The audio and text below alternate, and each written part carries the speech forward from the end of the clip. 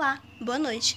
Meu nome é Vitória Holanda e hoje eu e minhas colegas Jennifer Kelly, Camille Vitória, Lisandra Monteiro, Giovana Borges e a Maria Shirley vamos explicar para vocês o tema A Ação dos Rios, encontrado no capítulo 14 do livro Para Entender a Terra.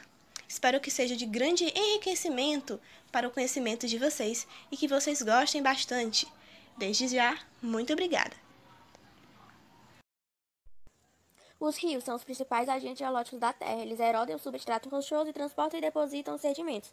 Eles são muito importantes, uma vez que a maioria das civilizações nascem à beira dos rios, que servem de hidrovias comerciais, assim como recursos hídricos para o abastecimento da população.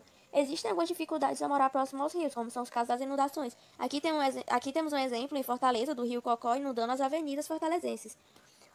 O rio tem grande papel, pois eles erodem as montanhas, levando os produtos do intemperismo até os oceanos e acumulam bilhões de toneladas de sedimentos nos depósitos fluviais, planícies e inundações. É muito comum que eles descarreguem a maior parte do seu sedimento nas bordas oceânicas, onde constroem novos terrenos. Mas nós podemos observar um pouco de como são os movimentos dos sedimentos que estão sendo transportados pelos rios, como, por exemplo, os movimentos de rolamento, arrastamento.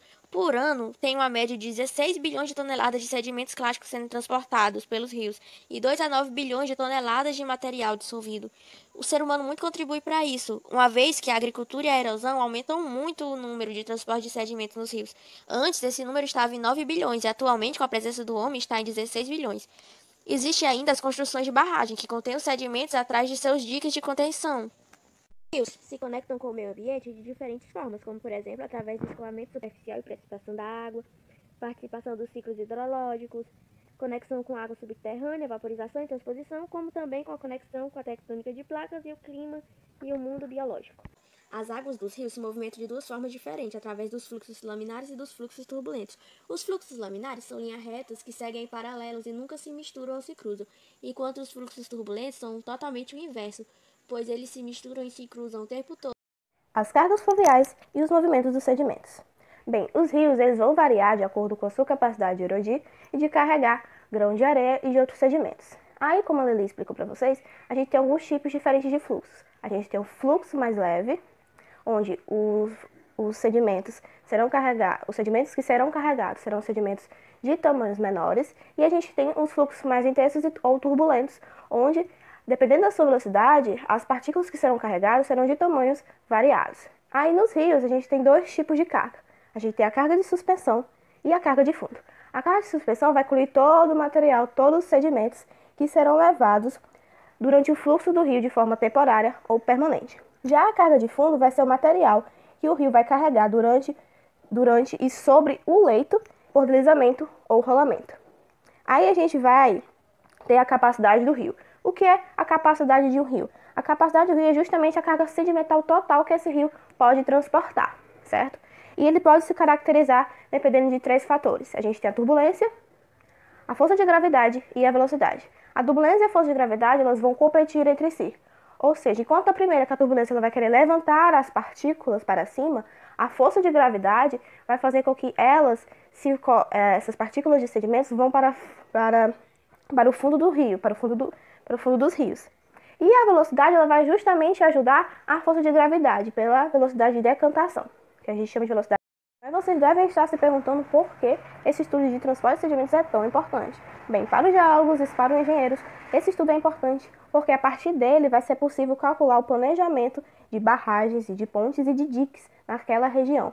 E também com isso, eles vão poder estimular a rapidez com que esses reservatórios eles vão se encher de partículas de sedimentos, para evitar assim um possível desastre que acabe com aquela região, como a gente pode citar um exemplo de Brumadinho e de Mariana, certo? Aí o que eles fazem para calcular, para ter essa exatidão? Eles fazem o quê? Eles vão pegar o tamanho das partículas de sedimentos presentes naquele rio e vão juntar com o fluxo presente, certo? Porque justamente como eu expliquei anteriormente, o tamanho das partículas vai depender do fluxo do rio, certo?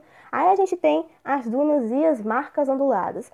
O que eu acho que todo mundo já viu alguma duna, alguma foto. São muito presentes aqui no Ceará, como a gente pode ver na Praia de Jericoacoara.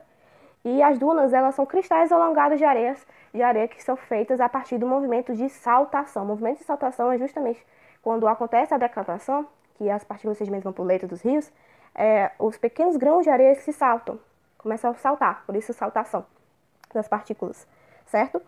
E as marcas onduladas, elas são justamente partículas menores, são pequenas dunas, certo? São dunas pequenas que não chegam nem a 1 centímetro de comprimento. Como vocês podem ver aqui na foto ao lado, que são marcas onduladas sobre uma rocha de arenito, certo? Vales, canais e planícies de inundação. Os vales fluviais eles vão consistir em uma região baixa e alagada, cercada por vertentes mais altas em cada lado, tendo um formato típico de V. Já os canais podem ser encontrados no fundo dos vales carregando os sedimentos quando não há cheias, sendo que os padrões dos canais vão depender da velocidade do fluxo da carga sedimentar a que são dispostos. No que se trata dos canais, eles se distinguem entre retilíneo, entrelaçado, anastomazado e meandrante, que no caso é o meandro. Esse último, ele possui curvaturas mais acentuadas do que os outros. Já as planícies de inundação são as áreas planas do topo do canal do rio, sendo a parte das margens que fica inundada durante as cheias, sucessivas cheias no caso, que podem formar os conhecidos como os diques naturais. Como a água corrente causa a erosão das rochas. A erosão é o processo de desgaste, transporte e sedimentação do solo, dos subsolos das rochas. A erosão fluvial é a que ocorre por meio da ação das águas dos rios, que é uma das principais causas da erosão das rochas. A água corrente, por meio de ações físicas e químicas, relacionadas diretamente com o enfraquecimento das rochas, são chamados de intemperismo físico e químico. Por meio dos sedimentos, permitem que a água corrente quebre os blocos em pedaços menores, ou seja, causando o desgaste das rochas. Como consequência desse processo, o ambiente ficará degradado e cheio de ravinas, o que, a cada repetição desse processo de água, o desgaste poderá ser ainda maior. Ou seja, essa ação pode afetar as camadas interiores do solo, fazendo com que cachoeiras possam ser produzidas em lugares não adequados.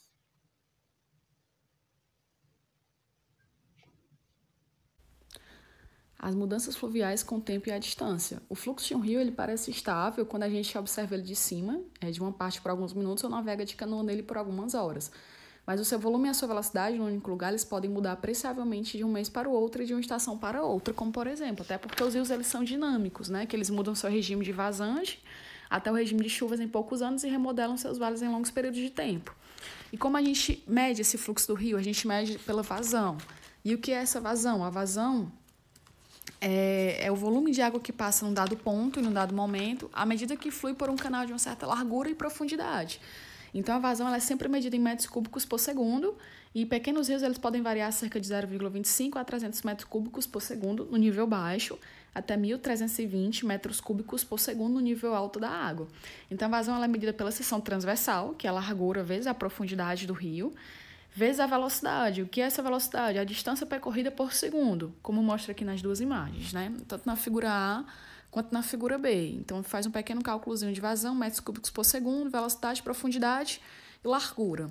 Essa é a vazão. E aqui também nós temos as inundações, né? À medida que a vazão ela aumenta, a velocidade do fluxo também sobe e a água ela, gradualmente ela acumula todo o canal com o aumento continuado da vazão. E a água ela extravasa sobre as margens, né? As grandes inundações elas são, em geral, menos frequentes, ocorrendo comumente a cada 10, 20 ou 30 anos, né?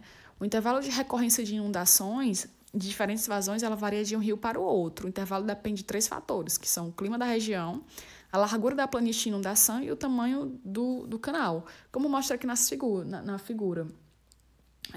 No gráfico de probabilidade, né, de ocorrência, num certo ano qualquer. Na verdade, esse gráfico foi tirado do livro para entender a Terra. Aí aqui também nós temos o perfil longitudinal e o conceito de equilíbrio, né? Que o perfil longitudinal ele é controlado no seu segmento final inferior, pelo nível de base do rio, a elevação na qual ele termina desembocando num grande corpo de água parada, tal como um lago ou oceano. Os rios não podem entalhar abaixo do nível de base, pois ele é a base do morro, o limite inferior ao perfil longitudinal, como mostra aqui na figura. Né? Ao atingir o perfil de equilíbrio, ele é um rio em equilíbrio, na verdade, né? Aqui a gente mostra o perfil modifica-se quando muda o nível de base do rio, né? Como mostra aqui nas imagens do livro. E aqui tem os rios em equilíbrio, né? Que é aquele em que a declividade, a velocidade e a descarga, elas combinam-se para transportar sua carga sedimentar sem que haja erosão, né? Nem sedimentação, quando o rio ele entra em equilíbrio. E aqui nós temos os terraços, né? Que marcam as planícies de inundação, as imagens, né, anteriores, que elas existiram no nível de base mais elevado, antes do soerguimento regional. Antes tinha um aumento da vazão que levou o rio a erodir a planície de inundação e, frequentemente, eles encontram-se dispostos em pares, um de cada lado do rio, no mesmo nível, né, sempre. Toda elevação entre dois rios que arremessa poucos ou milhares de metros forma um divisor de águas para onde toda a água da chuva escoa. Isso é uma bacia hidrográfica, que é limitada por divisores que vertem toda a sua água para uma rede de rios que a drenam, podendo ter uma área pequena ou grande drenada por rios principais e seus tributários. Temperaturas quentes e precipitações altas promovem intemperismo e erosão dos solos das vertentes elevações, aumentando o transporte sedimentar pelos rios. A precipitação alta também leva a uma maior vazão fluvial, que resulta em mais erosão no leito do rio. Lagos são considerados acidentes do perfil longitudinal e podem variar desde pequenos reservatórios até o maior lago do mundo, o Lago Baikal, localizado numa região em Rift, que é uma fenda com grande concentração de placas tectônicas. Rios podem fluir facilmente para dentro dele, mas não para fora, a não ser que a água o preencha de forma que cause um escoamento. Os tipos de drenagem podemos classificá-las como dendrítica, treliça, radial, paralela, angular e retangular. Os rios formam esse padrão ramificado, cujas características nós podemos observar a partir das imagens abaixo. Deltas. As desembocaduras dos rios. Bem, o que são deltas? Os deltas, eles são considerados como os grandes depósitos de sedimentos fluviais. Ele é composto por frente deltaica, planície e prodelta. E como ocorre o movimento entre essas três partes no delta, totalmente? Os sedimentos eles são trazidos pelos rios e eles são depositados na planície deltaica. E aí eles são redistribuídos pela ação das ondas e correntes na frente deltaica e na prodelta. Essa dinâmica ela vai ocorrer de acordo com alguns fatorezinhos, como por exemplo o tipo de sedimento, a energia da bacia receptora, a mudança no nível do mar, são características importantes que vão mudar ou não essa dinâmica entre essas três partes que compõem os deltas, certo? Mas por que os deltas são tão importantes? Os deltas são importantes porque eles vão ajudar na manutenção e na extensão de manguezais, por exemplo. E como todo mundo sabe, os manguezais eles são extremamente importantes, é um ecossistema que é extremamente rico, certo? Tanto em fauna como em flora. E eles realmente ajudam muito na manutenção dos manguezais, por exemplo. Agora, para encerrar nossa apresentação, vamos trazer para vocês aqui uma notícia sobre o nosso tema. E a gente escolheu falar sobre os deltas e como eles podem ser uma grande arte moderna, como é descrito aqui na notícia que a gente encontrou no g1.com, certo? Está disponível no g1.com. É um delta localizado em Madagascar, ok? Na terra do Grande Rei Julian. E quem assistiu o filme vai se identificar, né? Vai entender do que eu estou falando. Como vocês podem ver, a gente pensa que são lavas vulcânicas, mas é simplesmente a visão de cima de um delta capturada via satélite. Se vocês entrarem nesse site, vocês vão ver que vão ter imagens ainda mais magníficas, ainda mais belas e impressionantes, certo? Então é isso, a gente tem aqui nossas referências bibliográficas. A grande parte de nossa apresentação nós retiramos a partir do livro Para Entender a Terra, indicado pelo professor Felipe Monteiro. A gente também usou de alguns sites que estão aqui disponíveis. E é isso. Muito obrigada pela atenção. Nos desculpe qualquer coisa, qualquer nervosismo, certo? E espero que essa nossa apresentação ajude muito no enriquecimento do conhecimento de vocês, certo? Muito obrigada e até a próxima.